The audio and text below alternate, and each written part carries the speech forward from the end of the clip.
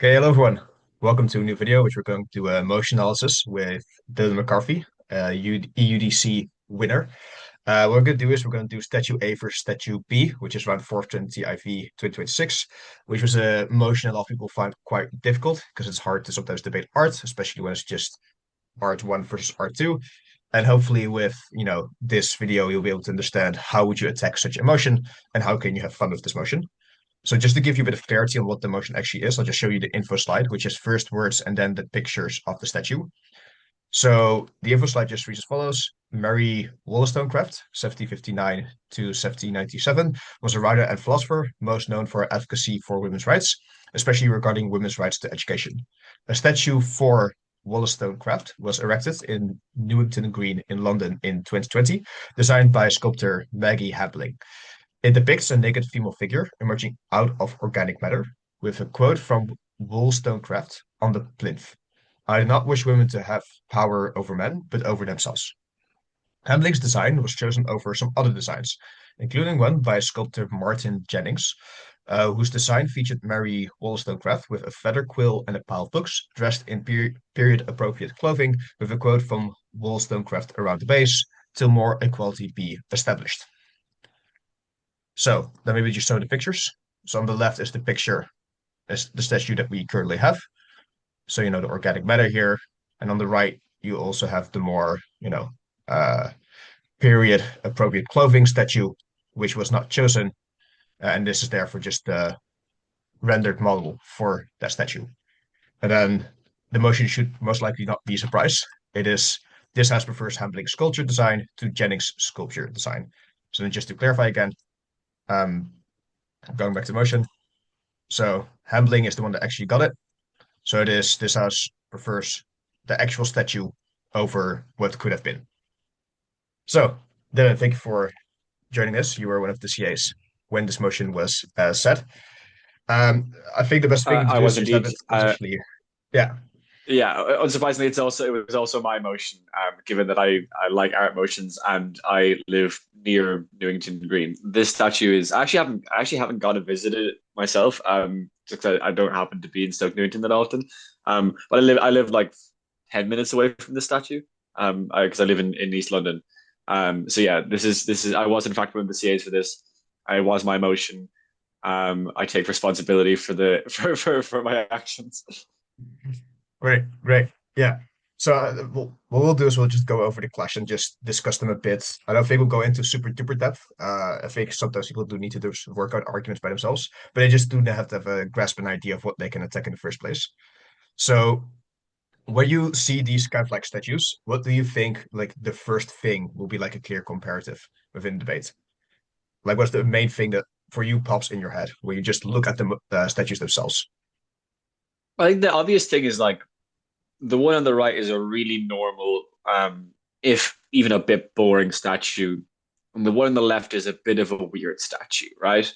So that's I think the I think anyone that's seen five statues in their life could tell you the one on the left is a bit different from the one on the one on the right, and the one on the left is a bit different from other statues, right? Um, so I think the first probably intuitive kind of comparison between the two statues, right? Which is like one of these things is a bit more unusual than the other. I would have to imagine that that'd be most people's first instinct. Like it's either that or this, and maybe even more obvious thing is like, wow, that really is a naked woman on the left statue. The woman on the right statue is wearing clothes. I don't think the woman on the left is Mary Wollstonecraft. The one on the right is Mary Wollstonecraft. That's probably the other like very intuitive like that's a clear difference between these two statues that will have effects on people. In terms of their interpretations that I would say, yeah. Think this is just also just the easiest way to then start for argument generation. So let's just do with like the normal statue versus the weird statue.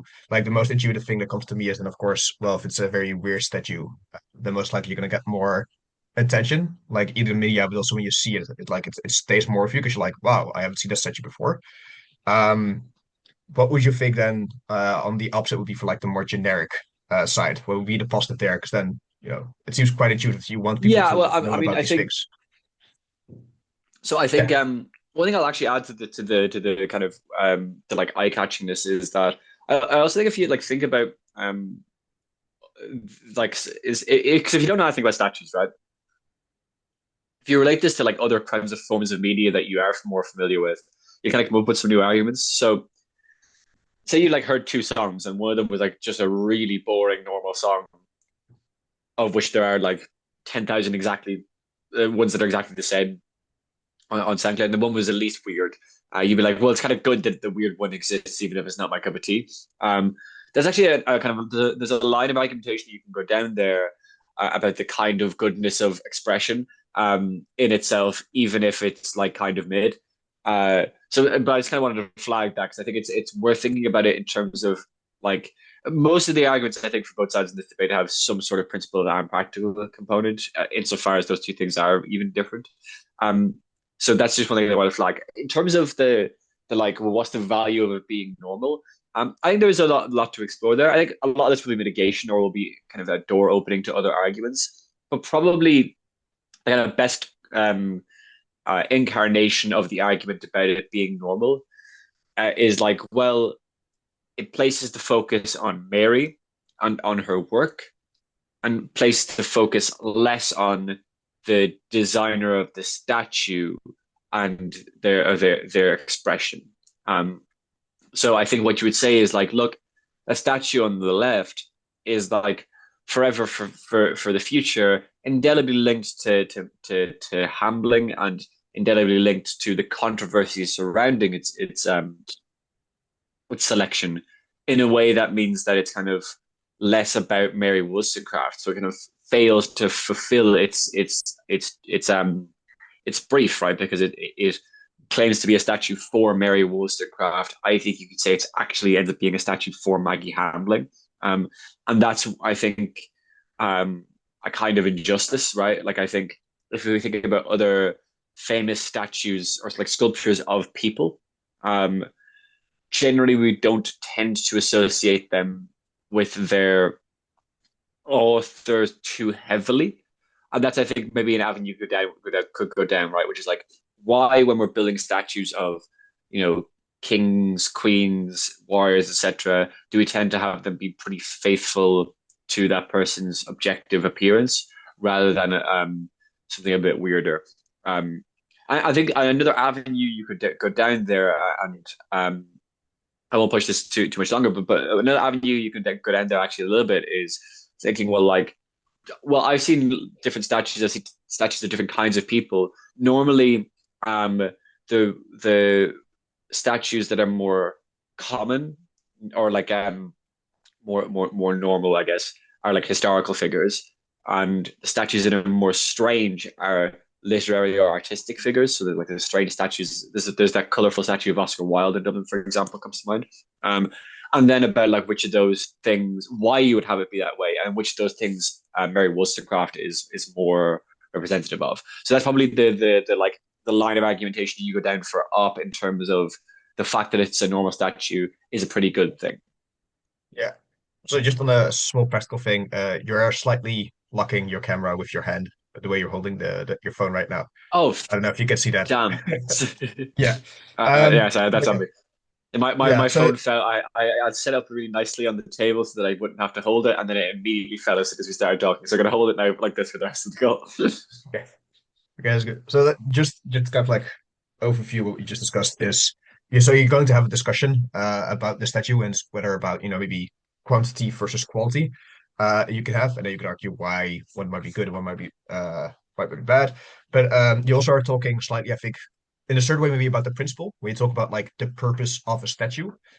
Do you see that as like a principal argument? And slash if so, how do you really well explain or weigh that principle? Because a lot of people do struggle with saying, okay, there's this principle that might not be good for representing Mary in this specific way, but I don't really know how to really work that out, like what the intuition is besides, it's not maybe representing her, it's not maybe representing her as we have done with other statues. Yeah, well, I think it, especially in like aesthetics debates, right? I think it's actually often not a good idea to kind of commit yourself to an understanding that your argument is either principled or practical, or at least very early in your kind of ideation phase of it. And the reason for that is because I think that the phrase when when all you have is a hammer, everything looks like a nail. Um, well, a lot of debaters have like two hammers, right? They've got the principled hammer and they have the practical hammer. And so basically, if you think about prep time as like the first couple of minutes is like you have this idea and you choose which hammer you're hitting it with, you're still going to be hammering the argument, right? Realistically, I think if you think about this the way you would talk about art with your mates, or even like sport, like eventually you could maybe retroactively put the label of principle or practical on an argument, but you can go down quite a lot of argumentational lines that will be novel and interesting if you don't commit to it. So if you just think about the question like why do we build statues, rather than thinking like what is the principle behind the existence of statues, you'll have some pretty interesting answers. It's to represent a particular person and a perspective, you know, or even like I think one thing that's useful you can think about there is like you can think about different kinds of media, right? So like why would you build a sculpture rather than write a song, write an ode or a poem, or make a painting or make a drawing? Um, Probably it's there's a certain quality of embodiment or physicality that is like intrinsically interesting or intrinsically impactful, and you can work from there. So I think in terms of like the sort of principled element of um, the op statue, which is like this is a statue for Wollstonecraft. What you would need to demonstrate is Mary Wollstonecraft is of the kind of person that is deserving of a statue being built about them, right? Um, and that's, I think, there's a few different ways you can fill in the analysis there, but it's an intuitive kind of claim, right? Because if I say to you about somebody, someone should build a statue of them, right? If I'm a Manchester United fan, if I say when Bruno Fernandes retires, they should build a statue for him, a big one outside Old Trafford. You would know exactly why I believe that.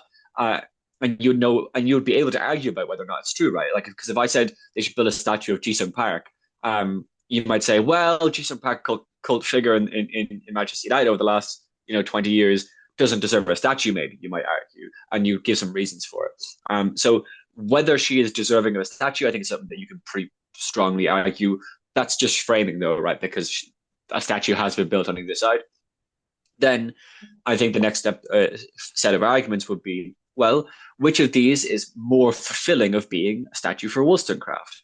Is it the figure on the left, which doesn't look like Mary Wollstonecraft, doesn't really seem to have a strong bearing from any of the specific ideas that she is laying across in the vindication of the rights of women, and seems to be a vessel for this particular designer's, kind of personal aesthetic motivation? Or is it the statue on the right, which is a physical person you can see, will represent something like her, even if it's not exactly her, and you can sit beside her while you read your copy of the Vindication of the Rights of Women, right? So that's probably, I think, how you go down the line of the quote unquote principle there. But you can see it's not entirely principled argument because there's some practical qualities to it. So I think it's the kind of thing where like even if the ethos of the argument is principled in nature, you can still impact it, and those impacts will have practical implications as well. Yeah. Yeah, maybe to then add on to this about like the practical implications of this, because you're also talking a bit about people learning also a bit about her and representing her. You could also say these statues don't just exist in an abstract, but also just in a specific context.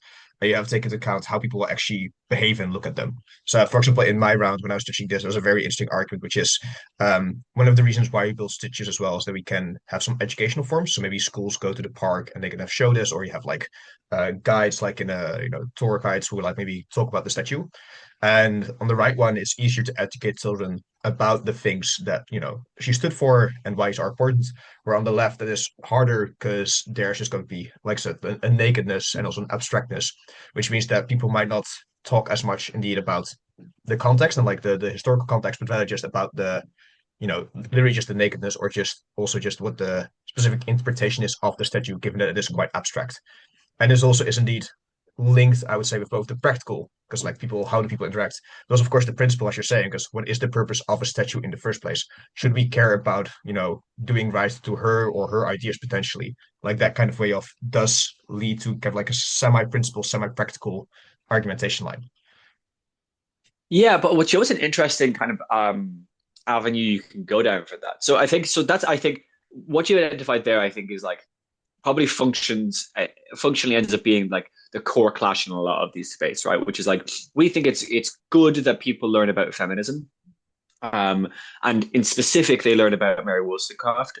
On which side um, are they better able to learn about Mary Wollstonecraft, right? Is it the side that has the eye-catching statue, which might draw people's attention? Um, uh, or is it the side with the more default statue that gives you a clear indication? She's holding a feather quill, she's got books to her left. That's a more straightforward indication of it. Does the controversy detract from that educational function, or does it enhance it? Like that's, I think, the really kind of straightforward argument. And then Yeah. I think there's two lines you can go down, like in the kind of deeper versions of those arguments, and that are quite interesting. One is um, not just do you learn about them, but how do you learn about them? Because I think it would be slightly misleading to suggest that these statues are sort of like empty signifiers for uh, that they or not even empty signifiers, but like sort of hollowish signifiers. They just point you in a direction to go look at. These statues are, in fact, for many people, they'll be their first item of learning about Mary Wollstonecraft, right? This will be their first interaction with them. I think that primes and frames how you understand your interaction with them. So, and again, this is a clash that I think many people would have seen in their debates, but I think you can do a very, very full version of it. It's like, do we think of feminism and particular women's right to education and that kind of early stages of well, not necessarily early stages, like early stages of capital F feminism. Do we think of that as a historical process, which is largely complete and has been maybe inherited by future movements?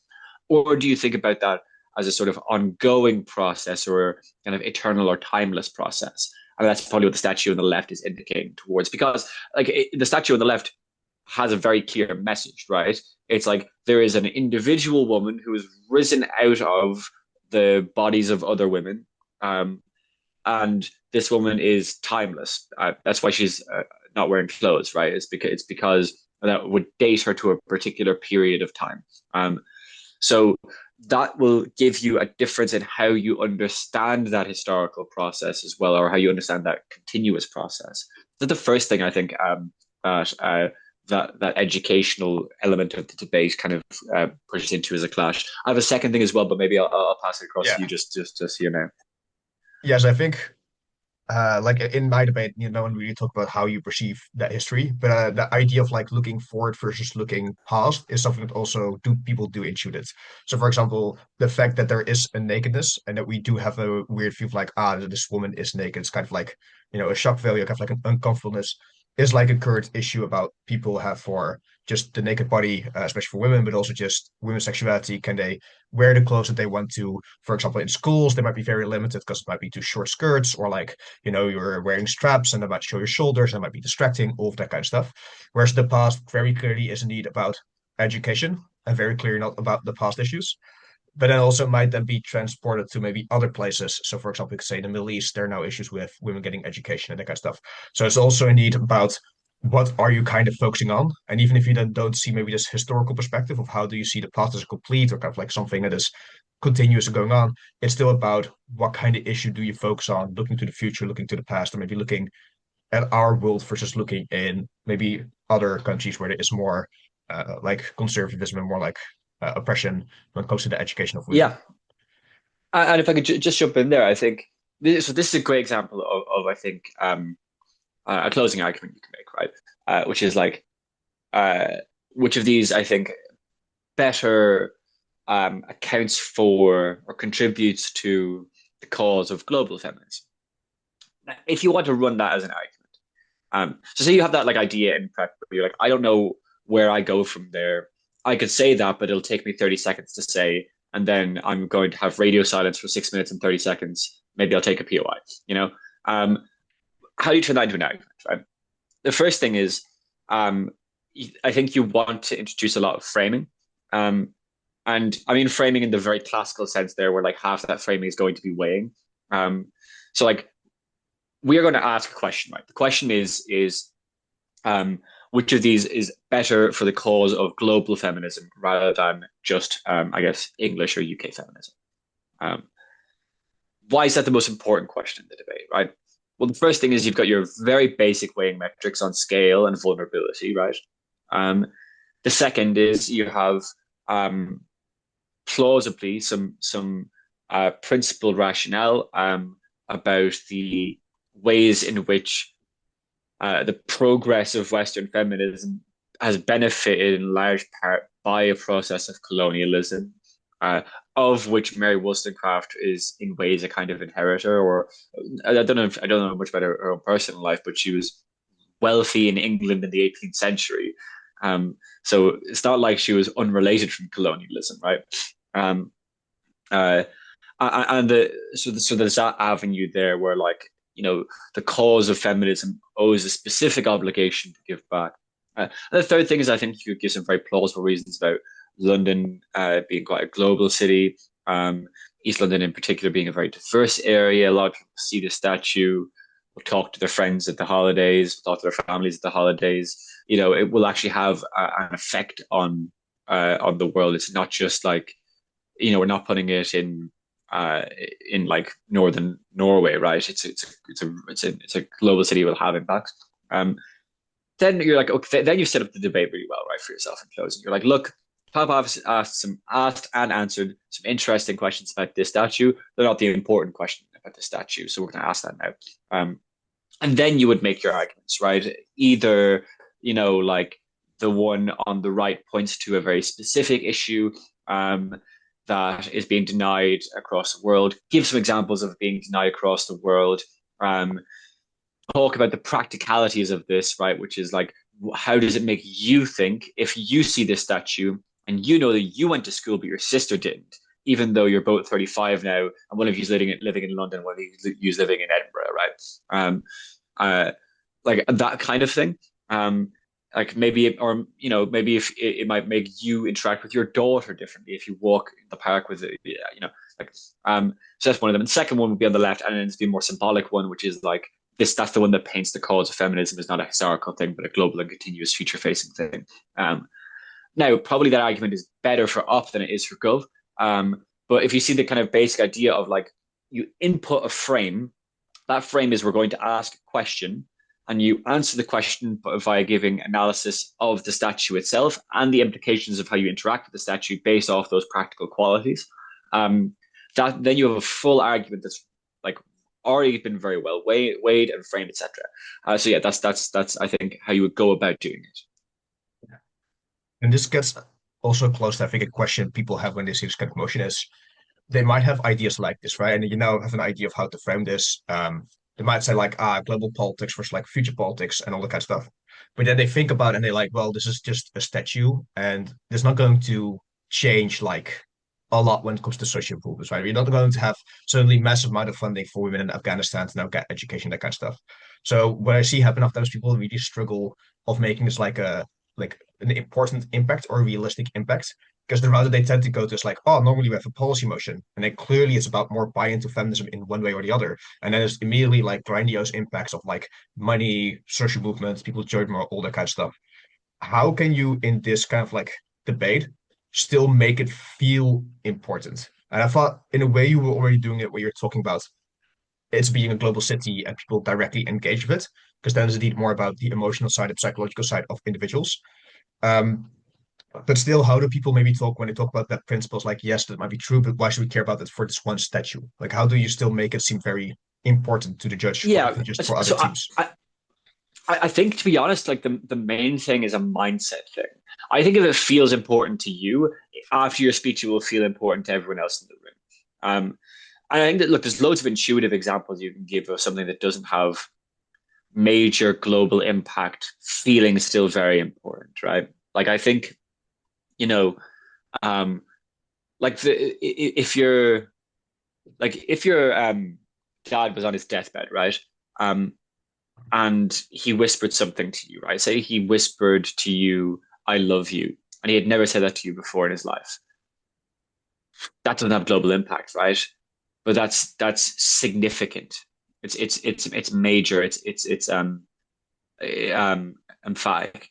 Um, Likewise for this, and this is maybe the easiest first avenue into getting towards some impactful arguments is like, even if for the vast majority of people that go past the statue, a few thousand people a year maybe, um, they won't think very much of it, or they'll have some sort of superficial interaction with it. Um, there will be some people who just for whatever reason on that day, in the same way that sometimes a song on the bus makes you cry, even if you listen to that song 1,000 times before and it didn't. Um, one time, once a year for 15 people, this is going to be a major moment of reflection, of introspection, of thought. It's just one way of getting into it. Second is like, even if these statues were never seen by anyone, I still think you could have this conversation, this discussion. And I think there's an intuitive example of that, right? Which is like, if I'm making art in my basement, say I'm a painter, and I go down to the basement every day and I make a painting. And as soon as I finish the painting, I immediately set it on fire and no one ever sees it. It would still be bad for me to paint pictures of, I don't know, children being brutalized, right? Like children being set on fire. Or it would still be bad for me to paint pictures which are glorifying of racial abuse, for example. I think there's a kind of a rightness and wrongness to actions irrespective of their impact. And it's not even like those things are alien from our moral sensibilities. In fact, they're things that we feel quite strongly about. Um, so, and the third way you can, I think, get into the mindset of these things being impactful is if you see these motions for what they are, which is the reason why you would choose to do a motion like this rather than a very general motion about, say, prefers abstract to traditional art, right? Is that you're using it as a specific example, as a vehicle to discuss other ideas and big ideas. Those big ideas this round being, I guess, feminism, aesthetics, and philosophy, or I guess the specific feminist philosophy of Mary Wollestonecraft. And that I think is in and of itself, I think something that you can get access to, because even if you don't think the statues are impactful, the ideas they represent are weighty and important. So I think once you have that mindset about you, the examples you give, your own sort of, I guess, personal tone and delivery will communicate those ideas to the judges. I think it's less so about trying to find a very large impact argument for a large amount of people, and more about that sort of the quality of delivery. Yeah. Yeah, and I think also maybe just to give a different intuition for people, maybe is even just outside of art. Like we still do a lot of things where it might not be impactful, but we do feel like there's a right and wrong. So like just taking away the trash or like not cussing someone out when they are being mean to you are still things where like they're not gonna have global impact, but we do feel like it might be right or wrong, and still care about. And I do also really feel like indeed the way that you talk about it and the way that you feel about the argument often does also translate to the judge. Whereas like sometimes I call it scamming, but sometimes it's just, being emotive, make something seem important, talk about why a principle does matter in a way where you actually seem to care about it, does make it more persuasive than if you just say, Yeah, it doesn't really matter because like 100 people will only see it and then maybe 5 people will do it. But it's about those 5 people. It's like, well, if you already go that into the debate, but also that way into your speech, then it just already makes your argument feel like less important. Like it doesn't do anything useful for yourself. but I also, 'cause I don't even think it's like, I don't even think it is scamming per se. Because I think when you are in that mode of thought and in that mode of expression, the actual ideas you communicate will be better. Like just like objectively will be stronger, more complex, more nuanced, more interesting. Yeah, I guess the way I see this as scamming is that sometimes people like leave it at the emotional level and then don't do the analysis. But yeah, I think it might be again here we're now having a newish discussion about whether something's coming or not. But let's just go let's go back to the beginning, which is we first had this discussion about we had 2 points about how it might be deeper, and one of them is deep, like one of the deep questions about how could you learn about that, and it's kind of like sidetracked to this whole discussion. And then you also had a second point. Did we already discuss Yes, that a bit? Okay, what is it? not quite. This is a brief one. I think I'll just give you this as like I said, maybe an idea, and hopefully analogous to the previous conversation, you can see how you would develop it, which is um, you can build a statue to encourage people to learn about something, and you can build a statue to commemorate or kind of pay homage to somebody. Um, Something feels a little bit icky about the idea that if you build a statue of a woman, it has to be for people to learn about rather than just, well, she rocked, so let's build a statue of her. I think that's something you could maybe go down the kind of the avenue of if you wanted to. Yeah. And I guess you can ask the same questions with framing, right? So principally, maybe society, how have we seen women? How have we built statues in the past? All that kind of stuff. And that can lead to the same kind of like argumentation that we had for the first point. But I do also think that indeed it might be good for that to leave as an exercise for the viewer to think about this, how they would work this out. Yeah, There's I another, think similarly. I yeah, think the like because the first step on the other side is like, well, her ideas were about women's education. Maybe that's the starting point for why one over the other. You know. yeah. I feel like right now we've done already a lot, especially maybe or like on the right statue.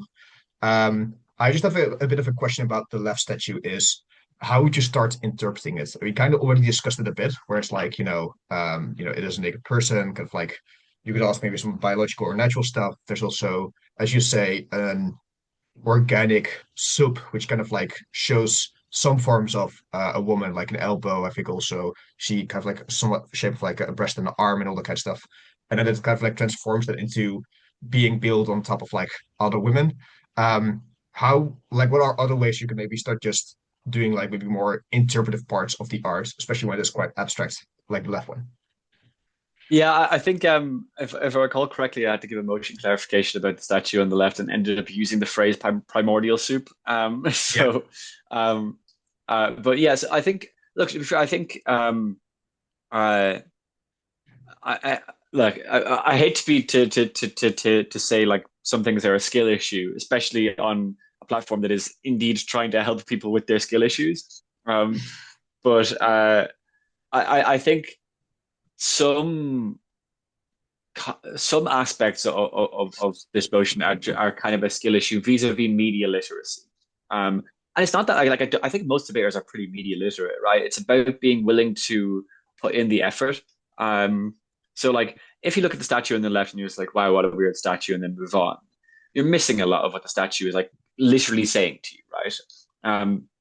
Like I think it's clear. Okay, look, if you have this statue, it's clearly trying to tell you something about the process of feminism, right? Um, it's clearly trying to say something about Mary Wollstonecraft. It has in the title of the statue in big inverted commas, and we have it in the info slide as well. It says statue for Mary Wollstonecraft rather than a statue of Mary Wollstonecraft. Um, right? It's dedicated to her more than it is of her. It's not an image of her, right? Um, so what does that mean? Well, probably if it's for her, not of her, and if it has this mass of women with one woman rising out of it, it's pointing towards a sort of collective view of feminism, right? A collective rather than individual view of feminism. Feminism is not like I guess this sort of quote unquote great woman history of feminism. It's not Yeah. there is there is it's not that there is um, singular figures that emerge from nowhere and change the course of feminist history, but instead those figures that seem to rise above or rise out of it, in fact, rise from the backs of others, the labor of others, the history of others. And in doing so, I guess it makes the implication that that's has a sort of timelessness to it. So that's I think the kind of the pretty straightforward interpretation of the statue. And but even if you spend the 30 seconds or so in prep to think about that, you now have a new argument, right? Which is like, um, and it's probably a very strong argument, right? Which is even if the statue on the right is respectful to the good work that Mary Wollstonecraft did, it doesn't say anything about people that came before her, for whom her work was necessary, even if we think that she was heroic or paradigm shifting in some way. Um, all the women across history who were necessary to, to have their shoulders bruised by Mary Wollstonecraft standing on them are being actually given a better commemoration or dedication or paying of respect by the statue on the left. Yeah.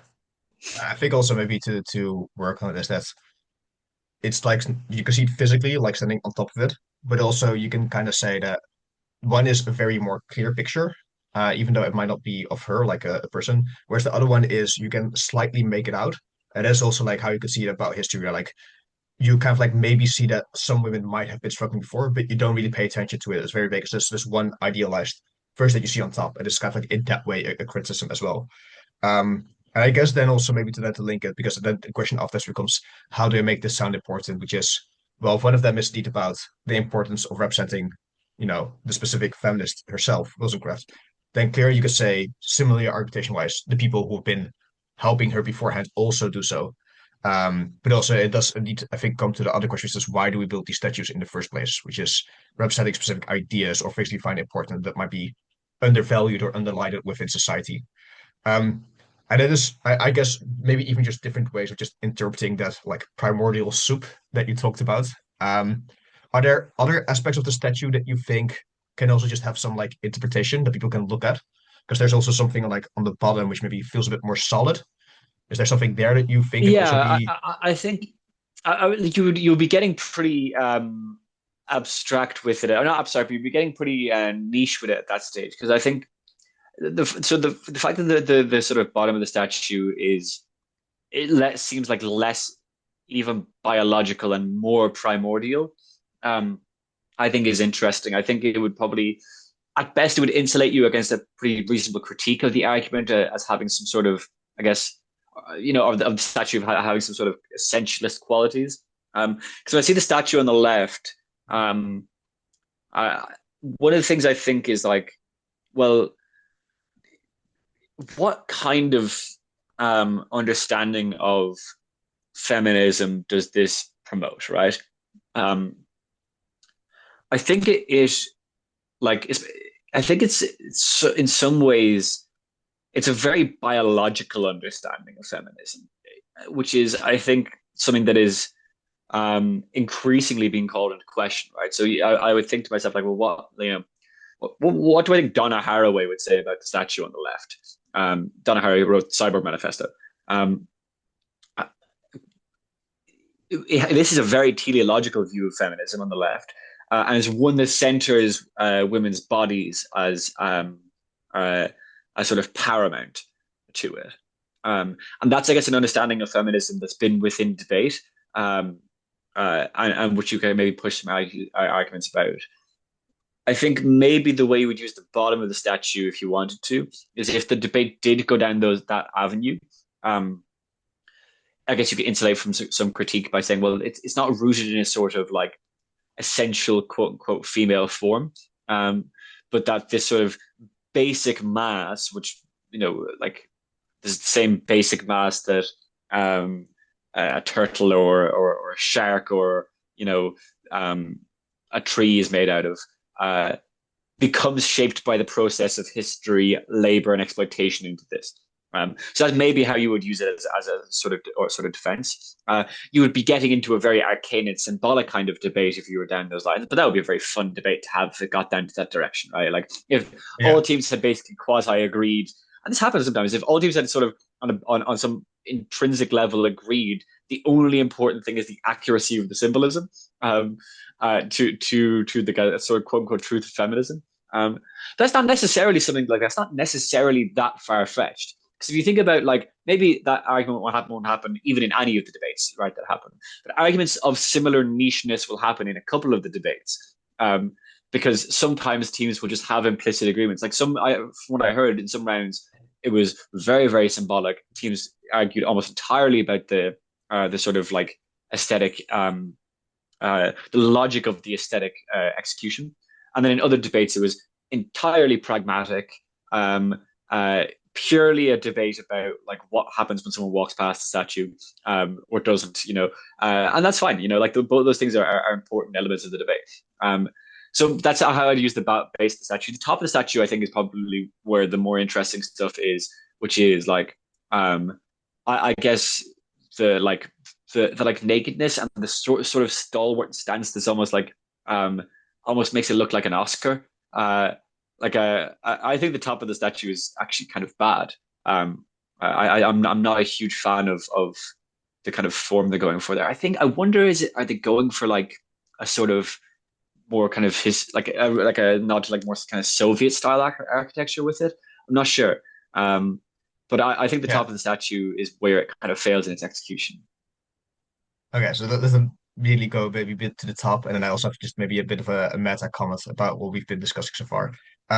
So you also did talk about kind of like biological essentialism, so the idea that you are focusing on like maybe the biology of the woman, which might be bad because it might also exclude, for example, like trans women, and in a lot of ways might also be essentializing characteristics which might not actually be essential to women. So, for example, being caring or like being submissive and like maybe like a worst characterization. Another thing that I just thought of in this discussion is I already talk about like sexualization and kind of like being able to show your body and all that kind of stuff. But another way you could still also talk about this is medical and biological injustices that are happening. So we don't have as much research on like what medicine actually does for women's bodies because we've been focusing a lot on like men's trials because we don't want to take into account the hormones for women. Now it's just like it's too difficult. We can just use the man, and then lo and behold, women's bodies are different, and then suddenly we find out that the medication doesn't work for them the same way, same for diseases. And again, maybe a different Yeah, one we could talk it's about the thing that the people relevance stuff. say. It's the thing that people say, which is very true. Which is like if men had periods, we would have sorted that out in the 14th century. Like, but yeah, Yeah. So that would also just be like another discussion point, which is like how you could talk about like just the nakedness and the biological part of the statue, whereas the other side it clearly doesn't invite that discussion. Um, where you also talk about like the execution of like at the top kind of like seems to go wrong. What do you exactly mean here? yeah. Well, I mean, I think, and this is the argument that ended up winning my room. It was a great set of arguments. Uh, was that the statue on the left is the argument was specifically that it's a violation of Wollstonecraft's sort of bodily integrity. Um, uh, Even though it's not actually a depiction of Wollstonecraft, it'll be perceived as such, etc. And it invites people to, ogle at it, deface it, vandalize it, etc. An analogy was drawn there to the statue of Molly Malone in Dublin, which has a serious problem with that. Um, uh, and that I thought was just a very compelling argument, and that's an interesting one, right? Because it's a mix of practical and principle analysis, pointing towards a sort of central idea. Um, Interesting. That was CO that won my room. This was a CO weighted motion. Which maybe Yeah. we can chat about in a little bit. But like it was like a notably CO weighted motion. Like it was not very balanced. Sorry, but yeah. So what I meant about the execution is that I don't think it works because the statement that it's trying to give off, which is like, look at what rises from this.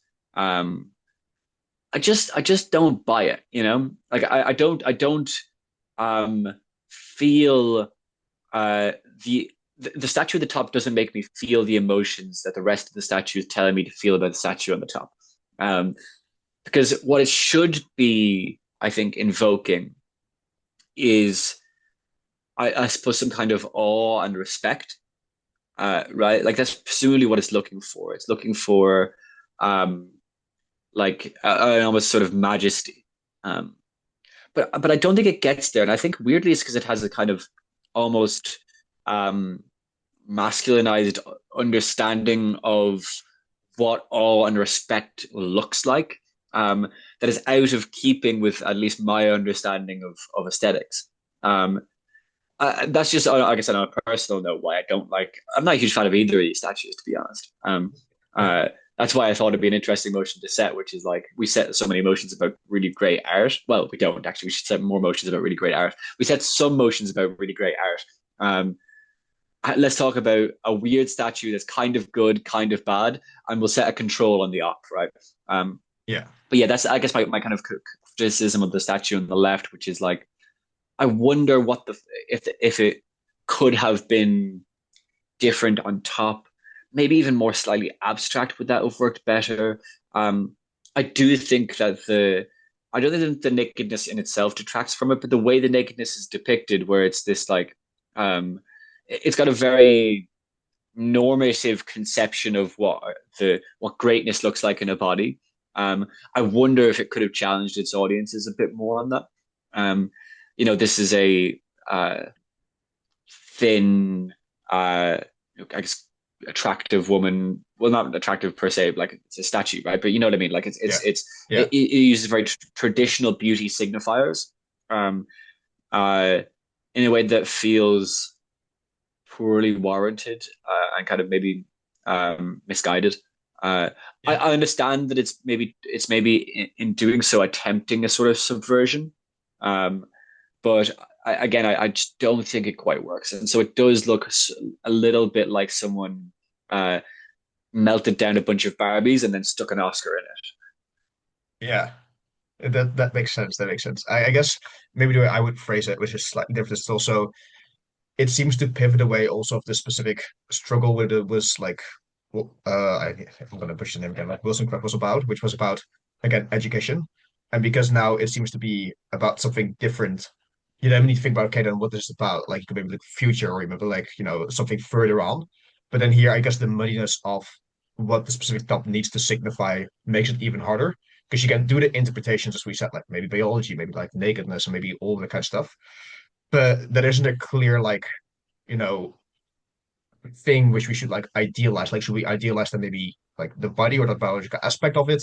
Is it like it's not very clearly like, for example, like with the intelligence or like maybe with persistence or that kind of stuff? Because that is not something very clearly shown through like the top of the statue, which I think then can also lead to the question is like, does this mean the statue is bad when it comes to showing a specific kind of message, which we kind of like touched upon, but also I guess maybe a kind of like meta question, which I wanted to get at, which is it's very clear from just this discussion alone.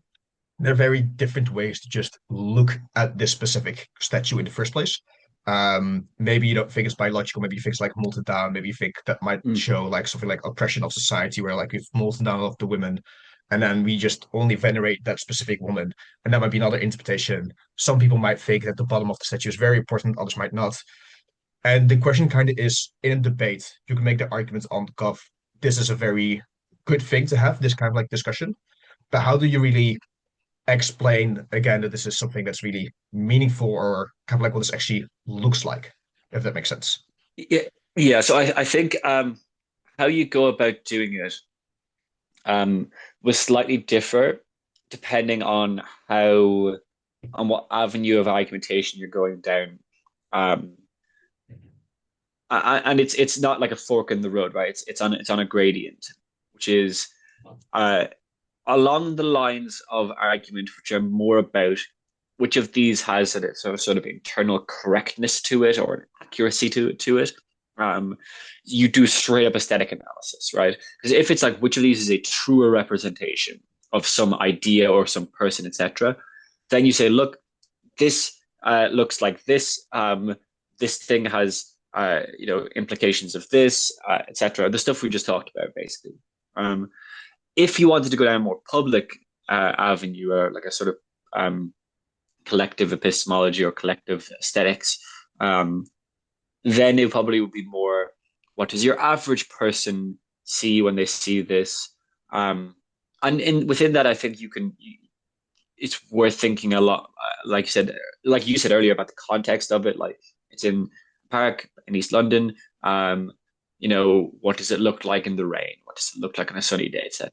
And even if you don't end up using that as lines of analysis in your round, I think it'll help you get literally a clearer picture, right?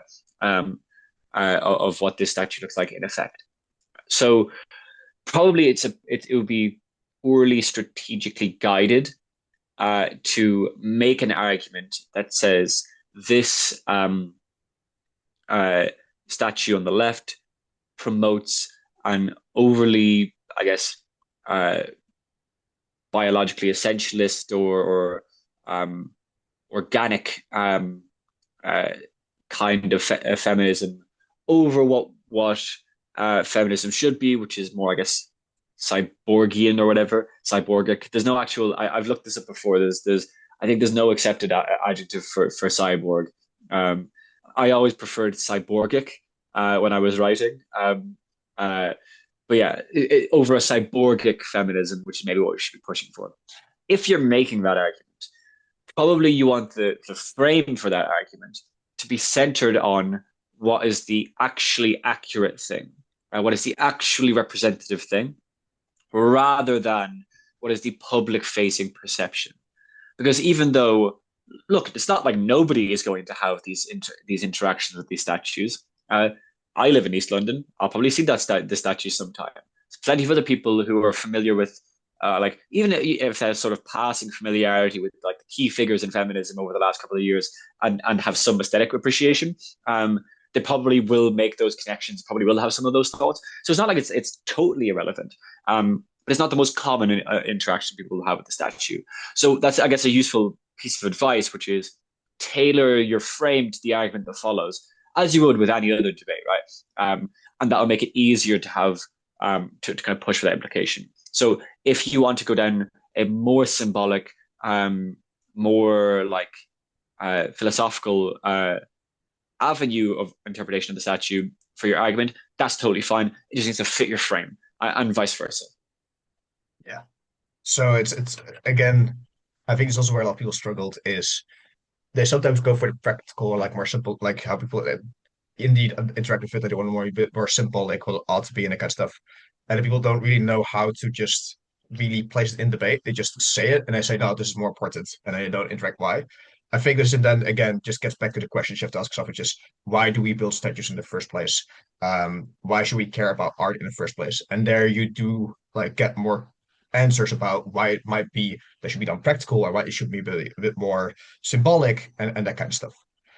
Um, Yeah, okay, can I my add something there that yeah, I think is pretty useful, which is like I also think a big, big part of motions like these, I think, is that a lot of debaters are not confident with their enough with their own thoughts and ideas and feel like they need to defer to a sort of debatory style of argumentation, even in these rounds, such that like I think people like if you asked somebody what they thought of these statues, um, they'll probably say some of the stuff we said already. They'll probably say different things as well that we haven't even thought of.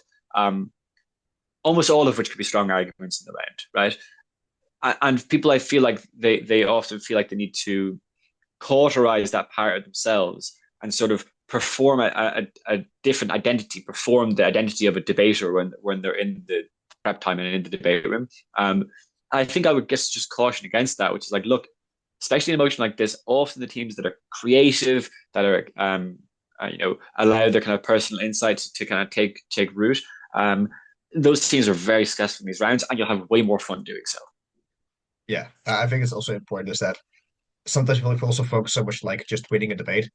And I think sometimes when you think about this kind of like motion, people still want to like optimize it and they want to run like the most optimal in this and that. And I think to a certain extent, you could also maybe think about, well, maybe I should just also try to just have a bit of fun with it, not just because it makes my argument stronger, but also, part of why we do debating is to have fun and experimenting with it. And maybe taking a second, a third, or even a fourth is still something they can learn and you can value. And it's okay to just learn from the experience or like fall flat on your face. Trying something new and doing something fun is, I think, generally something we should do maybe a bit more in debating. Especially during prep season, right? Like Yeah, if you get one of these motions in prep season, and boy oh boy do I hope every single prep tournament has a motion like this. Uh, Probably won't. But if you get a motion like this in prep season, why would you bother just doing what you've done in every other round, right? yeah, You should practice, even if you're worried that you're like your ability to do these debates in a sort of aesthetic way has become atrophied. That's not going to change unless you try out different and new things. And I think in specific, the very, very, very practical way in which this plays out spend more time in prep thinking of ideas before you commit to them. Because I think that oftentimes students will prep and after, I don't know, a minute, 2 minutes, whatever, they'll stop trying to think of new ideas. They'll think, okay, well, these are the arguments. Let's see how we can prove them. Um, in motions like this, often the teams with the best ideas will win rather than just the best pure execution. Obviously, execution still matters, but giving yourself more time to explore in prep, I think, is probably the avenue to go down. Yeah.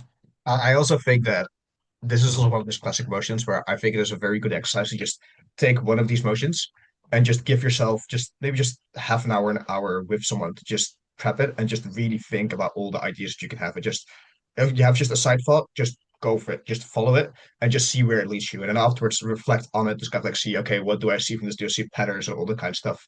Because not only do I think it's kind of fun and kind of like it's a very good creative exercise, it also will help with the next time you are in prep that you also will be able to do it quicker because even I am hearing now things about the inflation of the statue where I'm like, I would have never thought about it. I would have never seen this. I would never framed it this way. But now I do because I heard someone's other vision on it.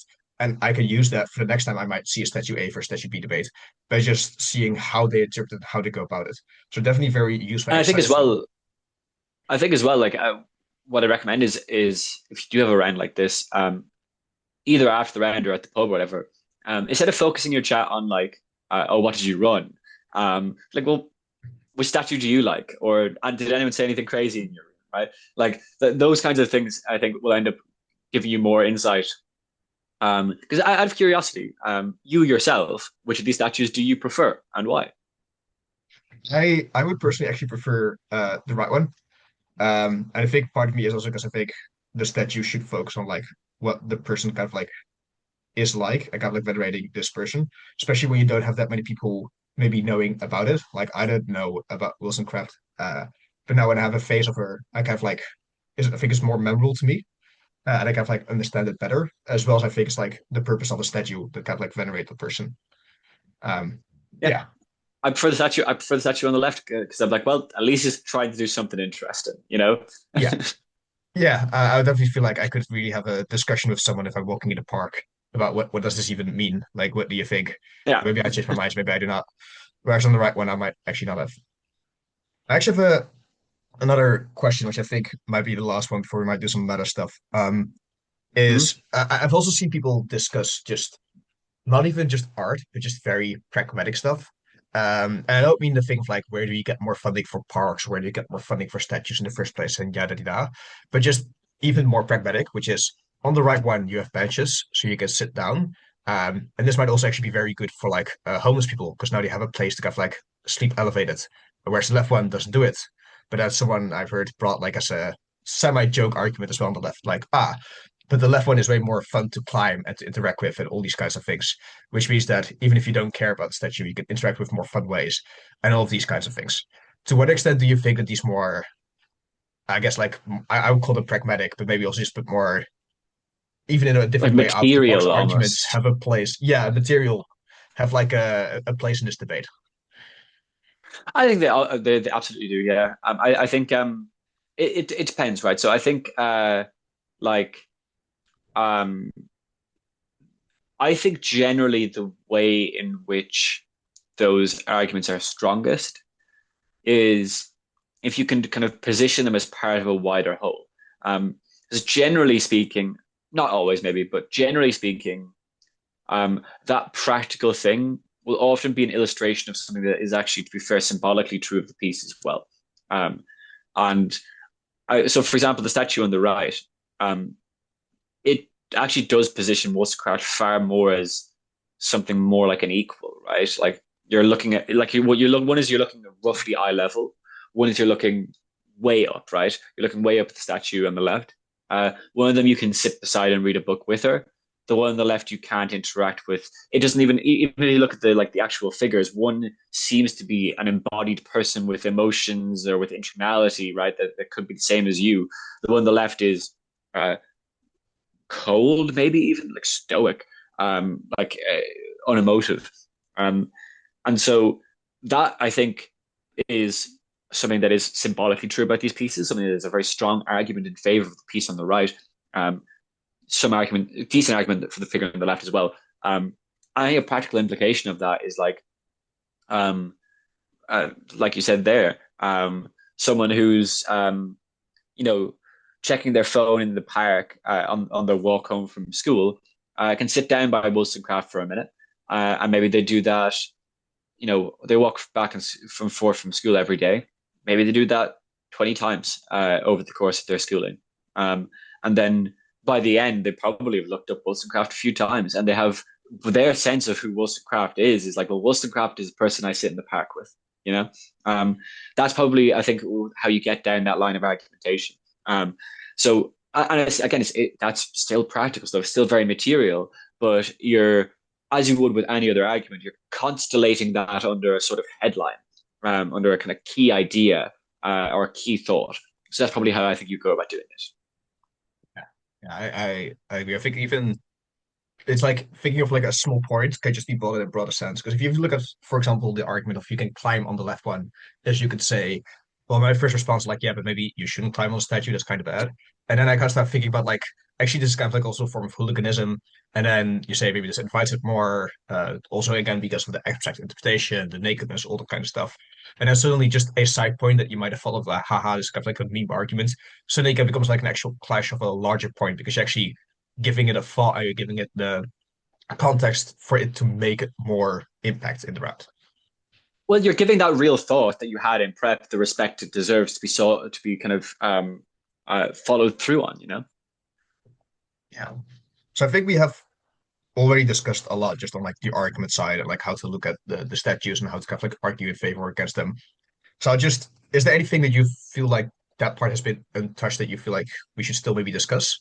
Because if not, I'll just maybe do a bit of an overview for people so they Yeah, can nothing remember that what comes to actually happened. mind. I think I think there's a bunch of different stuff we could say as well. But I think I hopefully I kind of got across what I wanted to be kind of clear from it, which is that there's just a lot of different things you can argue, and there's I guess a lot of room in this debate, as there is in to be fair, most hard art debates. So I would call these hard art debates to distinguish them from soft art debates like this house would pay artists a living wage or something like that, right? Yeah. Like hard art debates that require you to talk about actual art.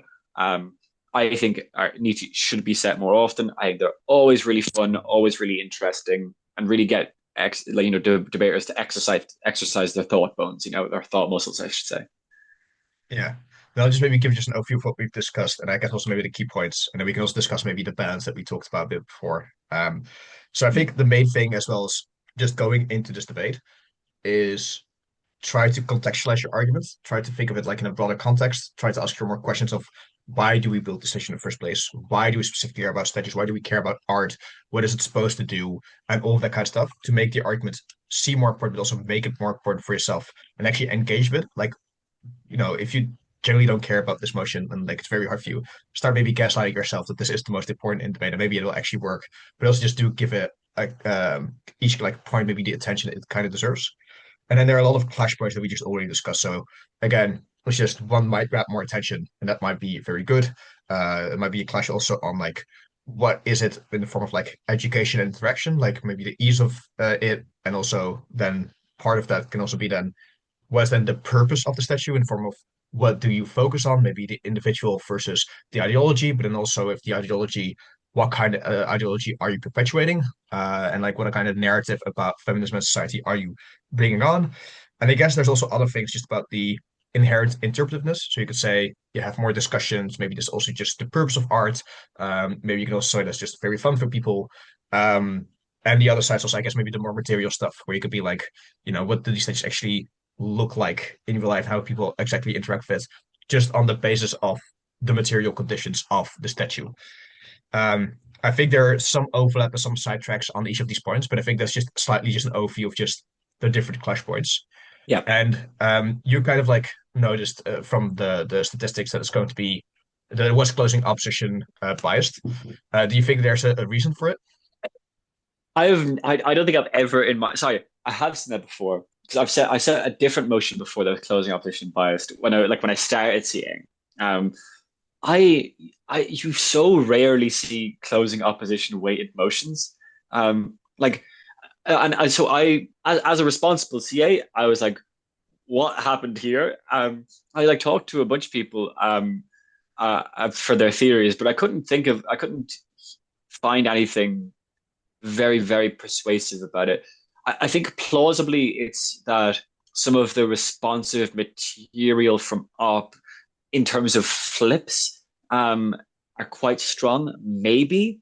But even then, I'm not Yeah. sold on that. I'm really interested to hear why you think his closing opposition way is.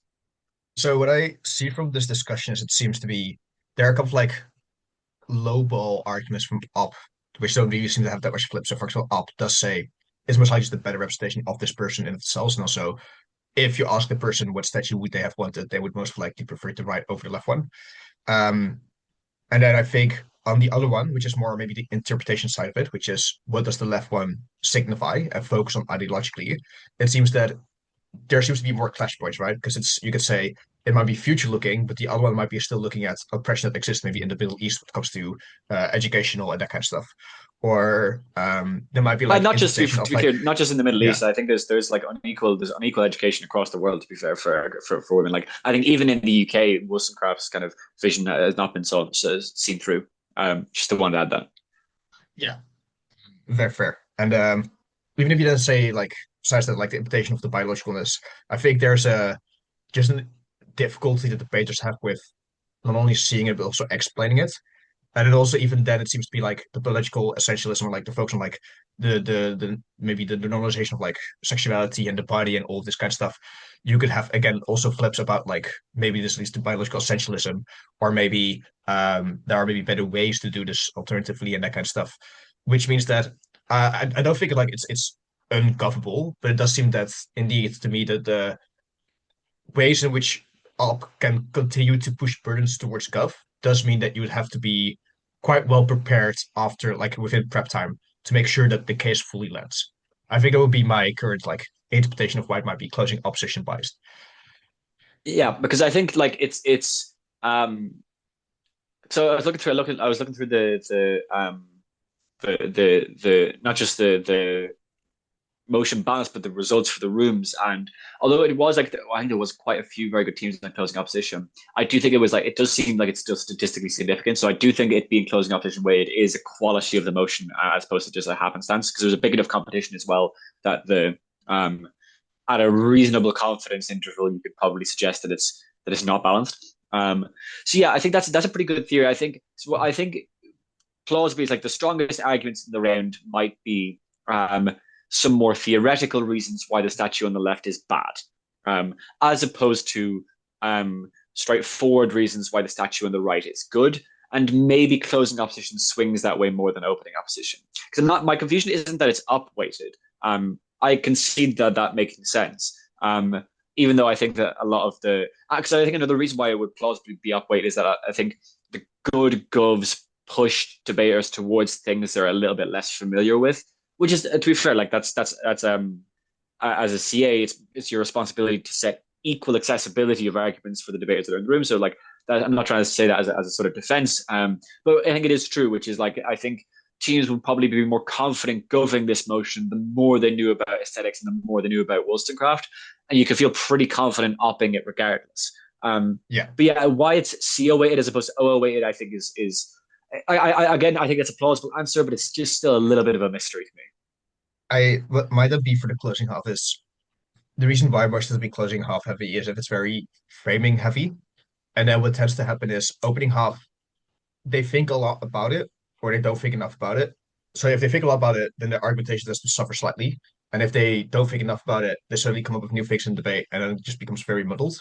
Where in the closing opposition, you do have the benefit of saying, well, look, there are a lot of routes we could go to, which is what's the purpose of the statue, what kind of discussion do you get, like the practical stuff and all that kind of stuff. If opening half doesn't really understand what is going to happen, it's going to be quite muddled because they don't prepare the weighing, they don't prepare the rebuttal, and things to be done quite quickly. And in closing half, you do have more time to think about it and think about how you would place it and all that kind of stuff. So I think, and I think part of Yeah, and this I think also, sorry, I'll just finish this. It's you like had you I think good. part of this also people do not discuss these kind of motions often and don't take them seriously enough and don't prepare them enough, which means they don't have that specific insight, which is why it is hard for a lot of people, which is why I think it might be so biased. And there is like something to say that maybe if we set these motions more often and people get used to just running maybe counterintuitive arguments or just understand a bit better what points are relevant and what are not, then that balance would slowly like disappear and it will be more balanced overall. Yeah, I do think the that's sorry, that's exactly what I was going to say, right, which is I suspect if you did this motion with the same teams in randomized positions again, it would be slightly stronger. But one thing I will say though is I don't think these hard motions or hard art motions even tend to be imbalanced. This one just was, but most of the other ones I've set have actually been often will be one of, if not the most balanced motion in the competition. So the motion I set at LSE, I don't know if you saw it about the painting that had been vandalized. It was basically there's an abstract art painting called "Who's Afraid of Red, Yellow, and Blue." That was I think it actually might be in that painting actually might be in the Netherlands. But yeah, so it was Yeah. slashed across the middle by a vandal, and Yeah. the motion was about displaying it with the slash across the middle or restoring it. That Yeah. motion was perfectly balanced. And often when you set these kinds of motions, they will tend to be more balanced than you'd suspect. I think, and this is to be fair true for most motions, which is like I think CA teams tend to be very conservative about what is a balanced motion, and they'll often set motions that look like normal motions but end up actually being unbalanced, rather than setting a more unusual or more interesting or more novel motion that probably would be balanced. So I guess I would encourage CA teams to just do the work of motion testing and depth testing to see if a motion is balanced or not, rather than just being like, this one just feels like it might be unbalanced, you know? Yeah. And I think also as long as the set isn't like five like out there motions, it's also fine to maybe have like potential risky motions just in the set like one or two. Because indeed, there's also just to a certain extent, even if you are CA, sometimes you have a great perception of the motion and you have the depth test and you think everything is great.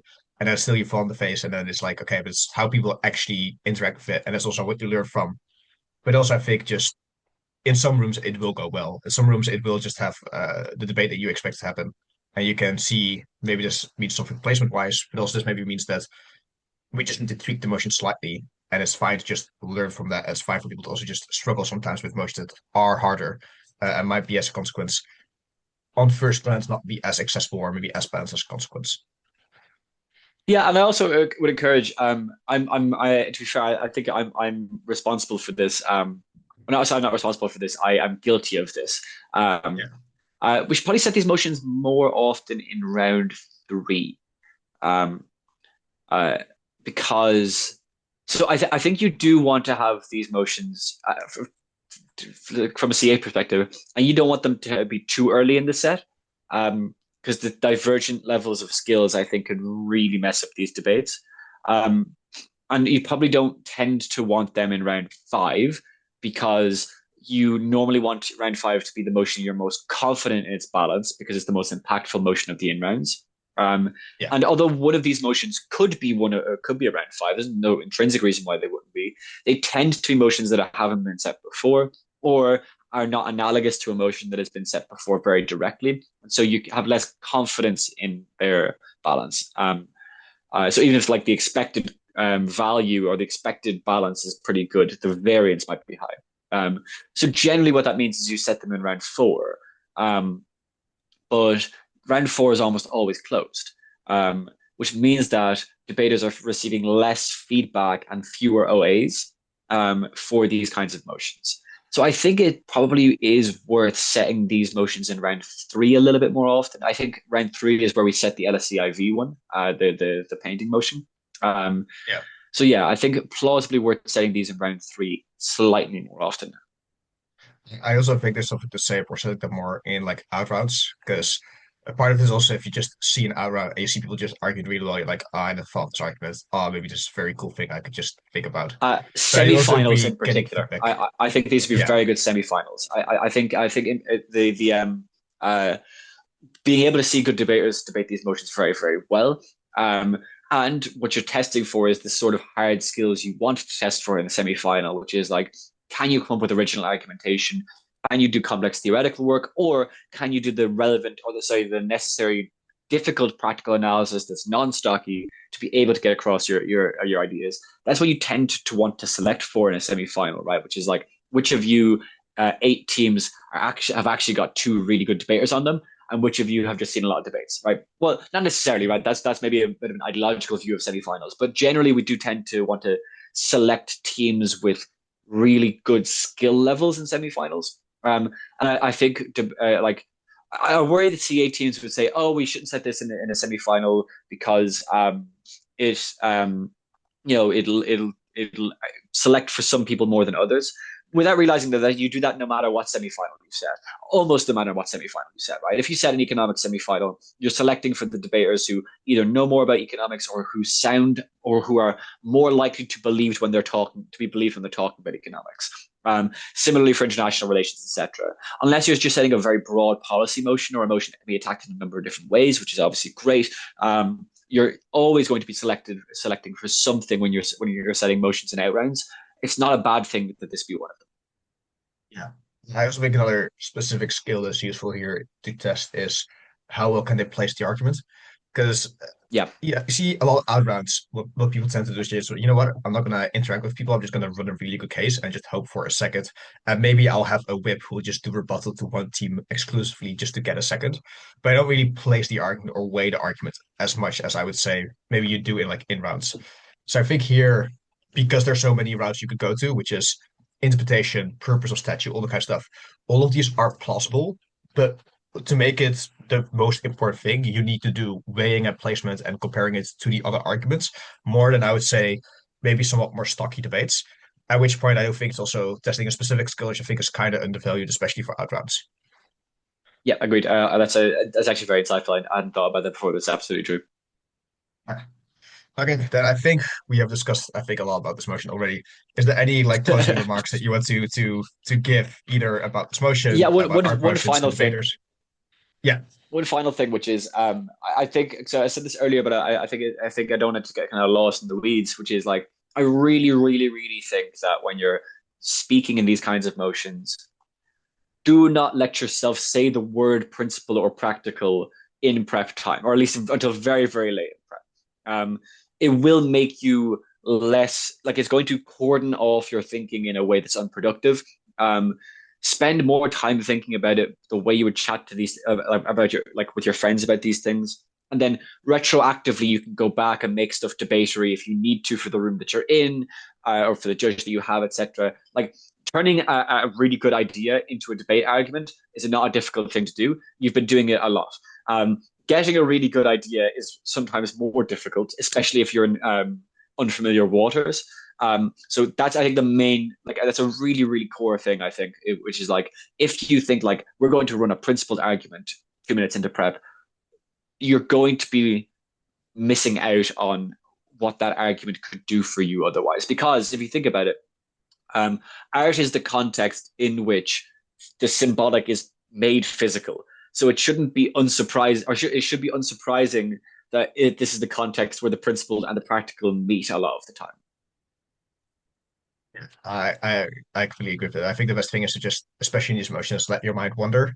I think Mm. sometimes the most interesting arguments I hear about these motions are actually from novices, and it's because they don't really Yeah, think about the same stock clashes, right?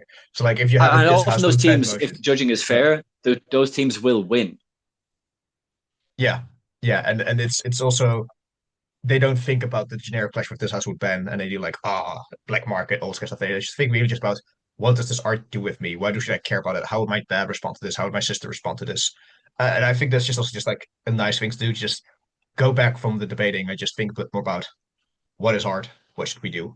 And I think that's the beauty of art motions, really. Yeah, And I think with that note, I'll just end the cool. recording. Thanks everyone for watching, and also thanks, of course, Dylan, for this discussion. And see you guys in the next video.